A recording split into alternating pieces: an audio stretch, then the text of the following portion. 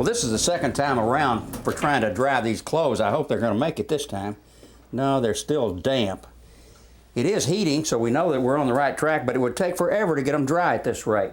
There are some things that you, the homeowner, can do that maybe will solve the problem. If there's anything that's restricting the flow of air through here, it's not carrying the moisture away. So the first thing we check is this lint filter. And we cleaned it twice so far, and it doesn't have any lint on it, but there are a couple of other things we might want to do. First of all, we need to clean down in this duct. And a vacuum cleaner is the best thing I know to do this.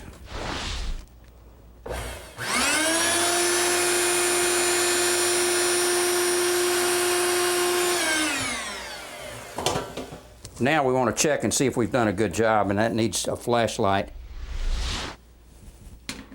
And I can see down in there, it is clean as a hound's tooth. Another thing that probably you don't know, and I didn't know until recently, and that is a lot of the chemicals that we use in washing and drying can somehow get on here and get clogged up in the filter.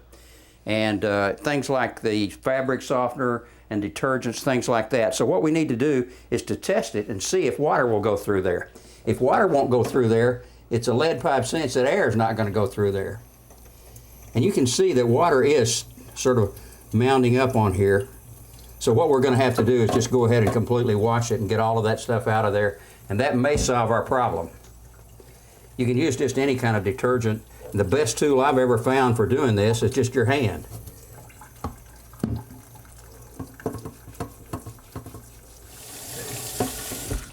Now we'll put this baby back in the non-drying dryer and get it dry.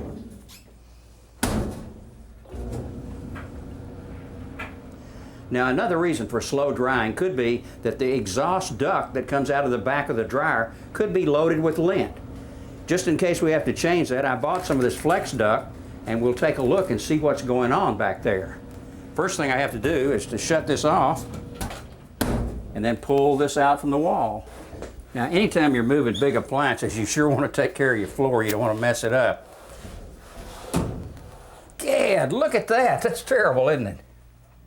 Now the first thing we need to do is to unplug the dryer from the electrical outlet. And then we need to take a look at our ductwork. You know, a lot of times when you move an appliance, you get some surprises, but this is more than I could take. Look at that. That's it completely come apart. No wonder we got all this lint out here. What we're going to have to do is replace it, and what we want to accomplish is to get the shortest length of the ductwork that we can to have it hooked up back over behind me. It's real easy to hook these things up because they use hose clamps. You can see when you release that, it gets smaller and clamps around there. Now the reason we want a short connection duct back here is because if it's very long, when you push the thing back, the dryer back, it's going to get bunched up, and it just makes it a lot more difficult for that air to move through there. Now for this particular project, we need just a little over a foot of this ductwork. And it's real easy to figure out how much that is going to be because you can see when you pull it out, it expands. Now it's easy to cut the ductwork because all we're using is just a regular pair of wire snips.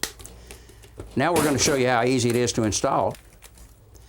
Now for the first part of the installation, you want to take the little clamp and slide it over the ductwork. Put it far enough back so that you can put the ductwork onto the vent that comes out of the dryer. And when it's over this vent pipe, then you just move the little clamp forward, release it, and you've got a good tight fit. Now we do the very same thing on the vent pipe that's going outside, and that's the installation. It's just a piece of cake. Now this is where the exhaust comes out.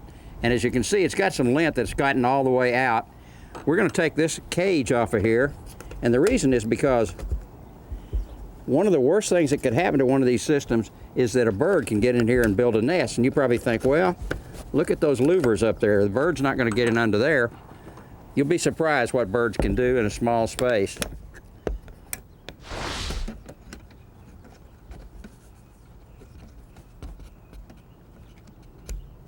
Now with this out of the way, just bend it up there. I'm going to remove this little plate here and we'll see what's on the inside.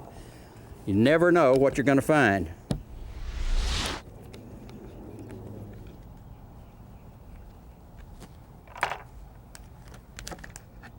And look at that. A fine mess we've got here. We've got quite a bit of lint that's stuck in here. I don't know how far back that'll go. Now the best tool for this is just roll up your sleeves and go to work, and you can reach pretty far back in there. The accumulation is right up here toward the exit. Look at that. At least there's not a bird nest back there, and that's good. I think we're going to have a dryer that's a lot more efficient now. And what we've shown you today are things that you, the homeowner, can do that will help to make your dryer more efficient. I wish they could figure out some way to make this folding process a lot more efficient. If you don't have any heat at all, I don't want you to mess with trying to find out what the problem is. Call a pro to come in.